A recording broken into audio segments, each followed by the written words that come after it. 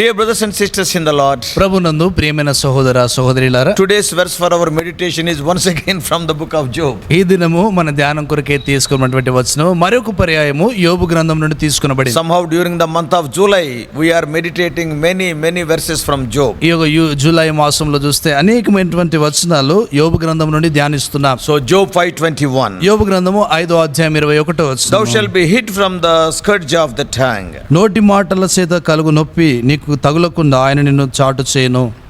Job was a righteous man.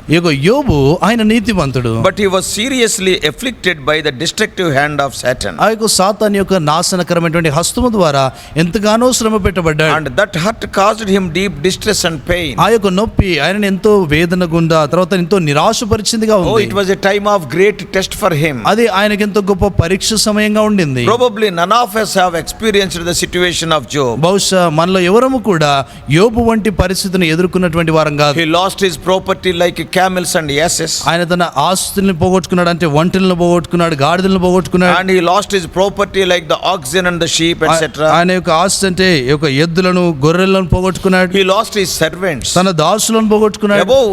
Above all, he lost his 10 children. అన్నిటికంటే ముఖ్యముగా ఆయన 10 మంది పిల్లలను పోగొట్టుకున్నాడు. Even he lost his health. తిరిగి ఆయన యొక్క ఆరోగ్యాన్ని పోగొట్టుకున్నాడు. Yet the Bible says in Job 1:22. ఆయన కూడా బైబిల్ గ్రంథం చెప్తా ఉంది, యోబు గ్రంథం 1:22లో Job sinned not.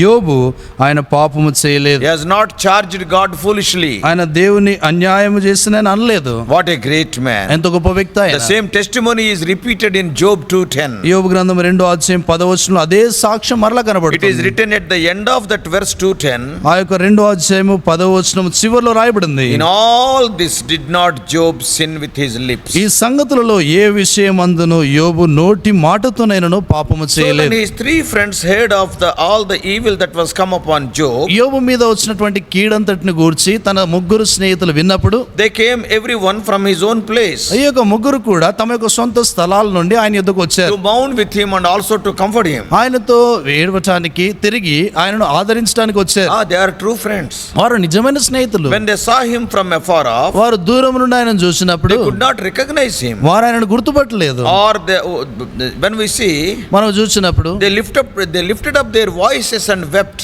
వారు తమ స్వరములను ఎత్తి వారు ఏడుస్తూ వచ్చారు. They rent everyone his mantle. ప్రతి ఒక్కరు కూడా తమ వస్త్రములను చింపుకున్నారు. They sprinkled dust upon their heads. వారు తలలపై ఆ యొక్క దుమ్మును పోసుకున్నారు. 7 days and 7 nights. 7 దినములు 7 రాత్రులు. None opened their mouths though they sat with him. వారు ఆయనతో కూర్చున్నా కూడా ఒక్కరు కూడా తమ నోరుని తెరవలేదు. Although Job kept silence for a time, యోబు కొంత సమయం నిశ్శబ్దంగా ఉన్న తర్వాత he finally cried out to the Lord in anguish. ఆయన ఆ యొక్క వేదనను బట్టి దేవునికి మొరపెట్టడం ఆరంభించాడు. By seeing his anguish, his friends opened their mouths. ఆయన వేదనను చూసి తన స్నేహితులు నోరు తెరవడం ఆరంభించారు. Eliphaz the Temanite was the first to speak. మొదటి వ్యక్తిగా తెమానీయుడు అంటే ఎలీఫజు మాట్లాడడం ఆరంభించాడు. It was a very serious situation even to speak. ఆ మాట్లాడటం కూడా అదెంతో తీవ్రమైనటువంటి సంగతి ఆ సమయంలో.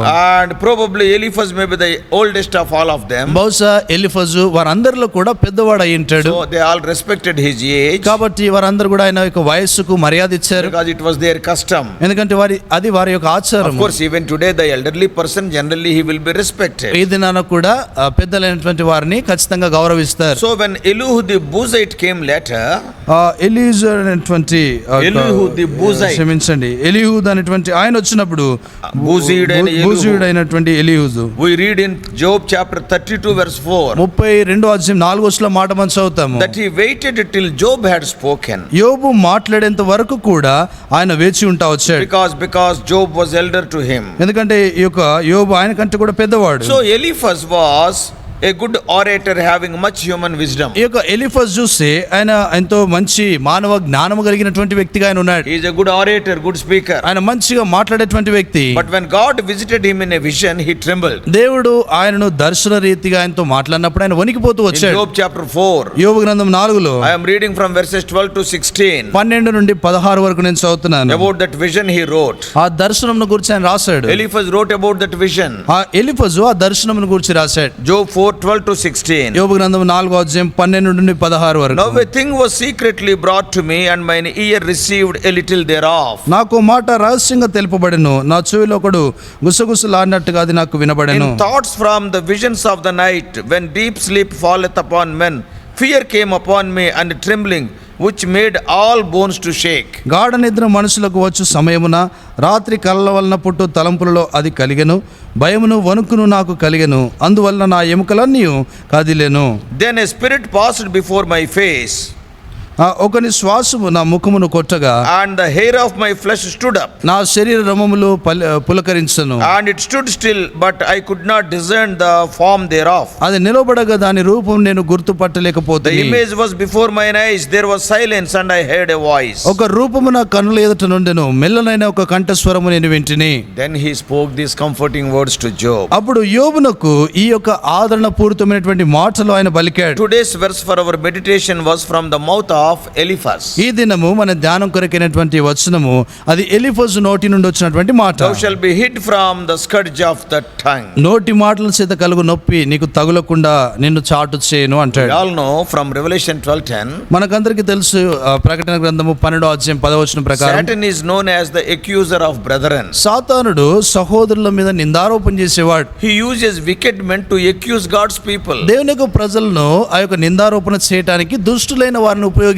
So through their slanders, through their calumnies, their reproaches, they want to whip the brethren. వారి యొక్క కొండెముల ద్వారా, వారు చెడు మాటల ద్వారా, వారు చెప్పేటువంటి ఆ యొక్క నిందారోపణల ద్వారా సహోదరులను వారిని హింసించగోరుతారు. They, though tongue is a small member in the body, ఈ యొక్క నాలుక శరీరంలో చిన్న అవయవం అయినప్పటికీ, though there is no bone in the tongue, ఆ యొక్క నాలుకలో ఎటువంటి ఎముక it లేకపోయినప్పటికీ is a strong weapon and it cuts. అది బలమైనటువంటి ఆయుధం. అది కత్తిరించి వేస్తుంది.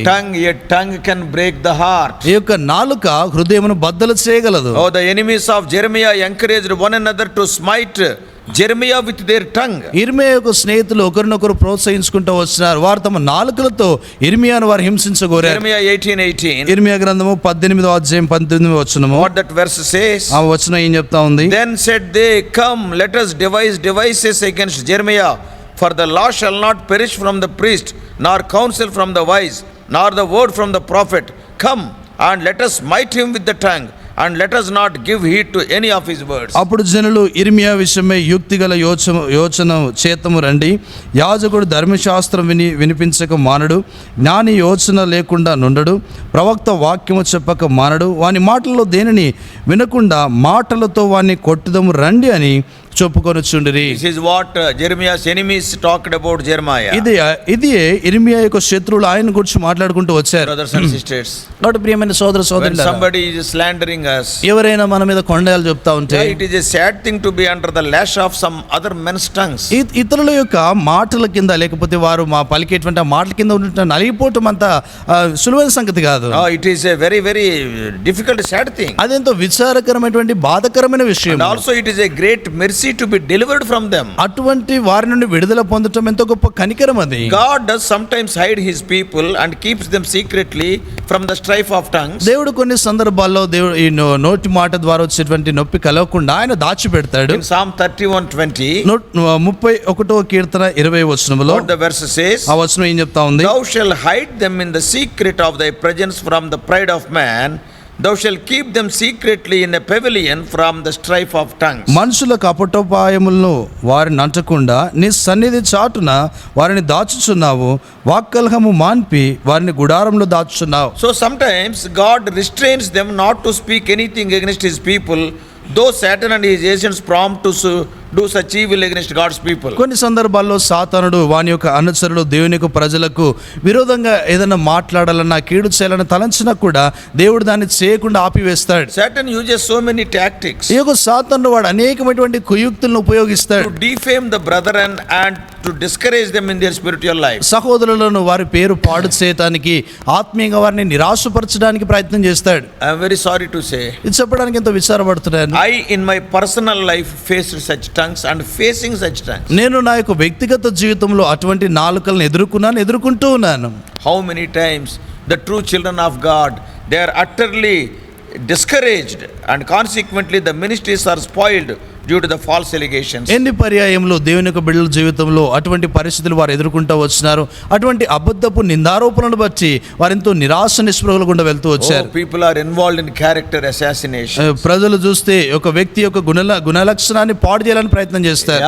See, many times అనేక they సార్లు will talk so many evil things against us. మనకు విరోధంగా అనేకమైన చెడు మాటలు పలుకుతారు. I faced in my life. నేను నా జీవితంలో ఎదుర్కొన్నాను. Even today I am facing. ఈ దినాన కూడా At ఎదుర్కొంటున్నాను. the age of 66 they will talk as they like. ఆ 66 సంవత్సరాల వయసులో నేను ఉన్నా కూడా వారి ఇష్టానుసారంగా They మాట్లాడుతూ will ఉంటారు. assassinate our character though we are not at all involved in such things. మనం అటువంటి సంగతిలో లేకపోయినప్పటికీ కూడా మన యొక్క గుణలక్షణంపై వారు నిందలు వేస్తూ They ఉంటారు. publicize such scandals in a romantic way. వారు చూస్తే చూస్తే అటువంటి మాటలను వారు బాహటంగా వారు ప్రకటిస్తూ In a ఉంటారు. romantic way, in an attractive way. వారెంతో ఆకర్షణీయమైనటువంటి విధానంలో ప్రకటిస్తారు. Oh, everybody will be hearing those things. అందరూ వింటూ ఉంటారు. Everybody will be inclining their ears with more interest. అందరూ కూడా ఎంతో ఆసక్తితో వారు చెవియొగ్గి వింటారు. Brothers and sisters, కాబట్టి ప్రియమైన సోదర what సోదరులారా, you are talking about your brother and your sister. నీ సహోదరుని గురించి నీ సహోదరిని గురించి ఏం మాట్లాడుతావు? How many times lies we are telling. ఎన్ని పర్యాయములు అబద్ధములు చెప్తా ఉన్నావు. Character assassination, spoiling the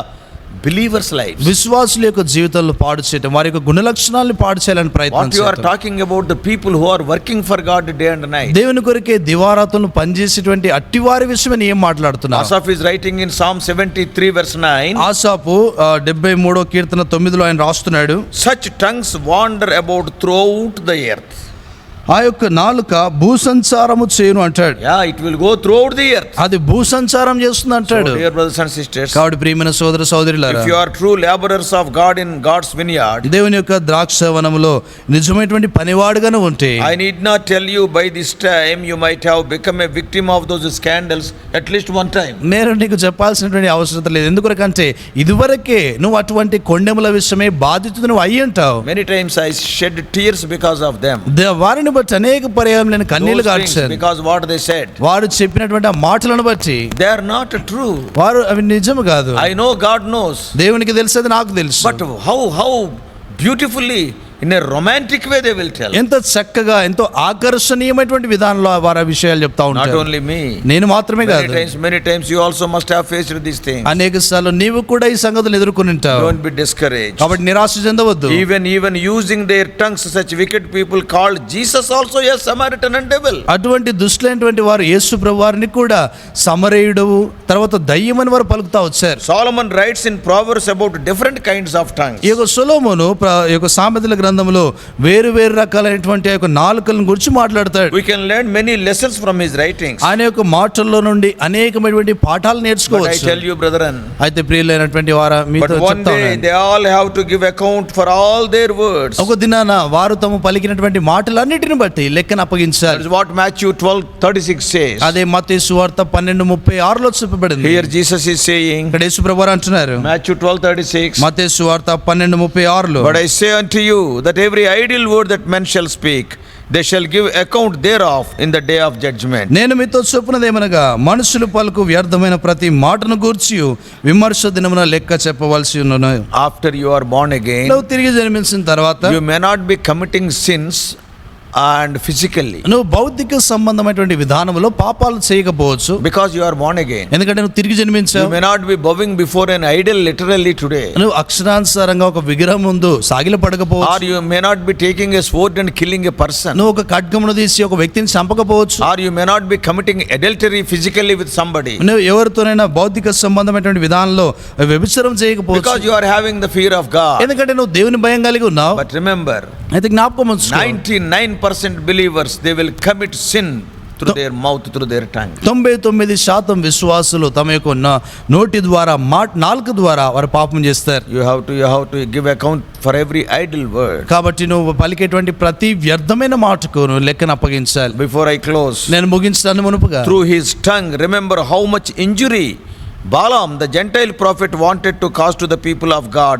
for his self advantage. తన యొక్క నాలుక ద్వారా బిలాము తన యొక్క సొంత మేలు కొరకై ఎంత నష్టమును సొంత లాభము కొరకై ఎంత నష్టమును చేయటానికి ఇశ్రాయేలు ప్రజలను శపించడానికి ఆయన ముందుకు వచ్చాడు. To some extent, by giving a wrong advice to King Balak, he appeared to be successful. కొంత మటుకు బిలాము చూస్తే ఆయన బాలాకునకు ఒక తప్పుడు సలహా ఇచ్చడం ద్వారా కొంత మటుకు విజయవంతుడయ్యాడు. But God intervened. అయితే దేవుడు జోక్యం చేసుకున్నాడు. Finally God turned the curse into blessing. చివరికి దేవుడు ఆ యొక్క శాపమును ఆశీర్వాదంగా మార్చాడు. And we know about the pathetic ending of the prophet Balaam. ఆ బిలాము యొక్క దయనీయమైనటువంటి ఆ యొక్క ముగింపు ఏంటో మనకు తెలుసు. So the tongue can cause much evil through evil speaking. ఈ యొక్క నాలుక చూస్తే చెడు మాటలు మాట్లాడటం ద్వారా గొప్ప నష్టమును అది Oh, కలుగజేస్తుంది. through your backbiting and slander and tail bearing and whispering and scandalizing. నీ యొక్క మాటల ద్వారా కొండములు చెప్పుట ద్వారా ఇతరులను గురించి చెడుగా మాట్లాడటం ద్వారా ఎంతో గొప్ప నష్టము. And you are publicizing that. నువ్వు దాన్ని ప్రజలకు బాహటంగా And దాన్ని also in a బోధిస్తున్నావు. very attractive way. ఎంతో ఆకర్షణీయమైన విధానంలో బోధిస్తావు. These are some of the terms which we use when trying to express a bad influence and effects of this small member tongue. ఈ యొక్క చిన్న అవయవమైనటువంటి ఒక నాలుక ద్వారా వచ్చేటువంటి పరిణామాల గురించి చెప్తా ఉన్నాం. If you read James chapter 3, యాకోబు రాసిన పత్రిక 3వ అధ్యాయం if చూస్తే you read the first 8 verses, మొదటి 8 వచనాలు చూస్తే it is said that tongue is a world of fire. ఈ యొక్క నాలుక చూస్తే అది అగ్ని అంటాడు. And please read those verses later. ఆ మాటలు మీ తర్వాత చదవండి. So before I close, dear brothers and sisters, ప్రియమైనటువంటి సహోదర సహోదరులారా, ముగించడానికి మునుపుగా 2 things I want to tell. 2 సంగతులు చెప్పగోరుతున్నాను. Number 1, మొదటిది, let us be careful in using our tongue. మన నాలుకను వాడే విషయంలో జాగ్రత్తగా ఉందాం. Use it for God's glory. దేవుని మహిమ కొరకు దాన్ని వాడదాం. Before speaking anything, think twice. ఏదన్నా మాట్లాడే ముందు 2 పర్యాయములు ఆలోచించి మాట్లాడాలి. And secondly, రెండోది, when others scandalize you, keep the burden upon the Lord. ఇతరులు నీ మీద కొండెములు చెప్పినప్పుడు ఆ భారమును దేవునిపై ఉంచు. As he dealt Balaam, God will take care of our adversaries and also the other scandalizers. బిలాము విషయమై ఎలాగైతే దేవుడు చూసుకుంటూ వచ్చినాడు, అలాగే మన విరోధుల విషయమై మన మీద కొండెములు చెప్పే వారి విషయమై కూడా ఆయన చూసుకుంటాడు. May God help us. దేవుడు మనకు సహాయపడును గాక. Don't use your tongue in the wrong way. నీ యొక్క నాలుకను వ్యర్థమైనటువంటి విధానంలో తప్పుడు మార్గంలో వాడకూడదు. Shall we pray? ప్రార్థన చేస్తాం. Father, we thank thee for this wonderful message. తండ్రి, ఈ యొక్క అద్భుతమైన వర్తమానాన్ని బట్టి వందనాలు. Many times we commit sin through our words. ప్రభువా, అనేక పర్యాయములు మేము మా యొక్క మాటల ద్వారా పాపం చేస్తూ Our ఉంటాం. tongue will turn as it's like. తండ్రి, మా యొక్క నాలుక దాని ఇష్టానుసారంగా తిరుగుతూ Many ఉంటుంది. times what we are telling to other people, they are lies. అనేక సార్లు మేము ఇతరులకు చెప్పేటువంటి ఆ యొక్క మాటలు అబద్ధాలు ఉంటాయి. Many times we are character assassinators. అనేక సార్లు మేము ఇతరుల యొక్క గుణమును పాడు చేసే వారంగా Our ఉంటాం. words are so sweet, attractive and so romantic. మా యొక్క మాటలు చూస్తే ఎంతో మధురముగా, ఎంతో ఆకర్షణీయంగా ఉంటాయి.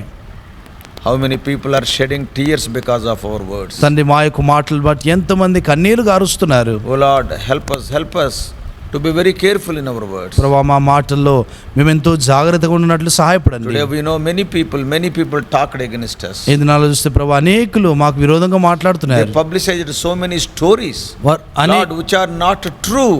Oh Lord, for their own advantage. ఓ ప్రభువా, వారు తమ యొక్క సొంత మేలు కొరకి సరికానటువంటి అనేకమైనటువంటి కథలల్లి వారు ప్రకటిస్తూ ఉన్నారు. Oh Lord, we shed tears. ప్రభువా, వాటి విషయం మేము కన్నీళ్లు కారుస్తున్నాం. But we are, oh Lord, surrendering those slanders to you. ప్రభువా, అయినా కూడా ఆ యొక్క కొండెములన్నీ కూడా నీ చేతికి మేము అప్పగిస్తున్నాం. Oh Lord, what can we do? ఓ ప్రభువా, మేమేం చేయగలం? Our dear ones also who are hearing. దాన్ని మా ప్రియులైనటువంటి వారు ఎవరైతే వింటున్నారో, Suppose if they are, oh Lord, falsely accused, ఉదాహరణకు ప్రభువా, వారు ఏదైనా తప్పుగా నిందారోపణ చేయబడింటే help them to bear it. తండ్రి, వారు దాన్ని భరించినట్లు To సహాయపడండి. hand over it to you, O అది Lord. నీకు అప్పగించినట్లు సహాయపడండి. Thou only deal with those people who are scandalizing thy people. ప్రభువా, నీ ప్రజల మీద కొండెములు చెప్పేటువంటి వారిని నీవే చూసుకో. Jesus' precious name we pray. యేసు ప్రభువా అమూల్య నామమున ప్రార్థించి వేడుకుంటున్నామా తండ్రి. ఆమేన్. God bless you all. Please subscribe for more spiritual messages to the YouTube channel John Victor Telugu Messages.